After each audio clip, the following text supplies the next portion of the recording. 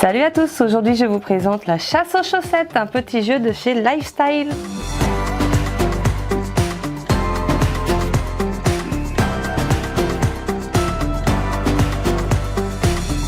Alors la chasse aux chaussettes, qu'est-ce que c'est? Comme on le voit dans le titre, c'est des chaussettes qui ont été perdues. Il va falloir retrouver des paires, 3 paires. Je vous retourne la boîte. On va avoir des petits monstres, un plateau de jeu, des petits personnages.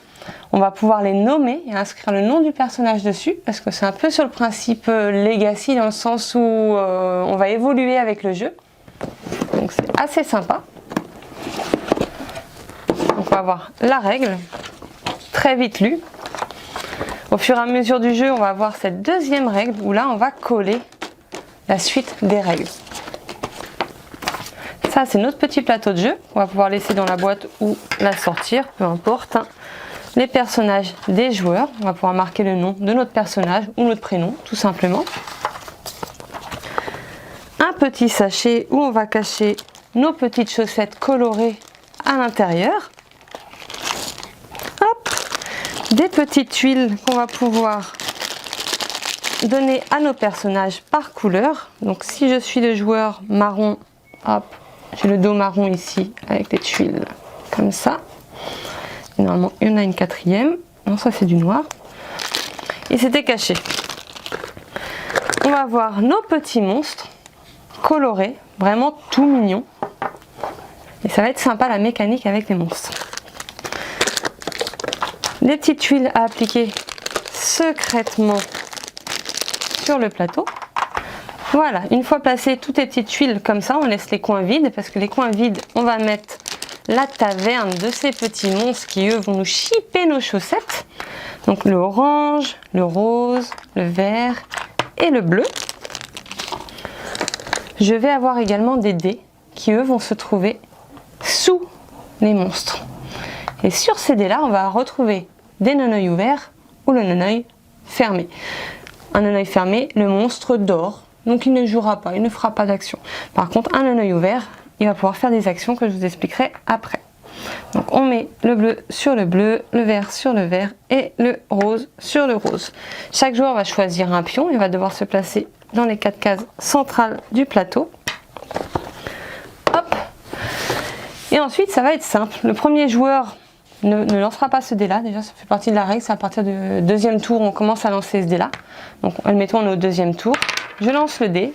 J'active le monstre vert. Je peux le bouger de 0 à 3 cases, comme j'en ai envie. Donc je peux faire 1, 2 et 3.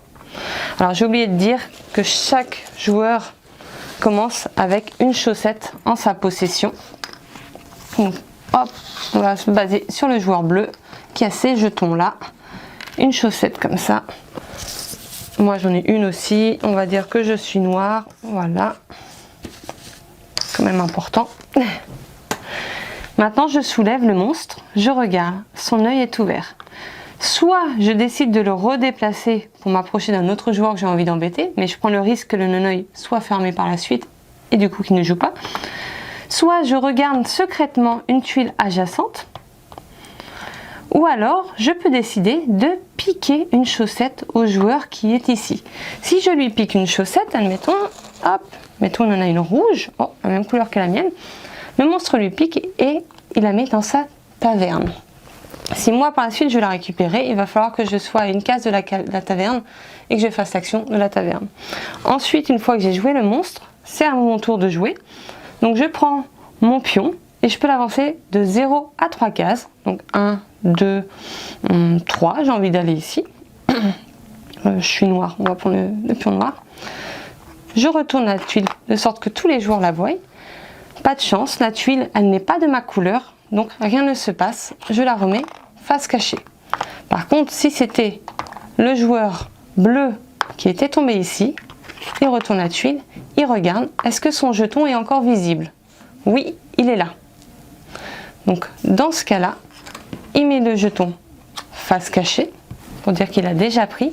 Il pioche également 2 chaussettes. Il regarde par rapport aux chaussettes qu'il a déjà. Et là, on voit, il a fait une paire. Trop de chance. Donc, il va pouvoir la mettre à son petit lutin il a déjà constitué sa première paire. Et les paires là sont sauvegardées, puis personne ne pourra les prendre. C'est ça qui est sympa. On va continuer comme ça à tour de rôle de se déplacer, de retourner des cases, de faire des paires de chaussettes.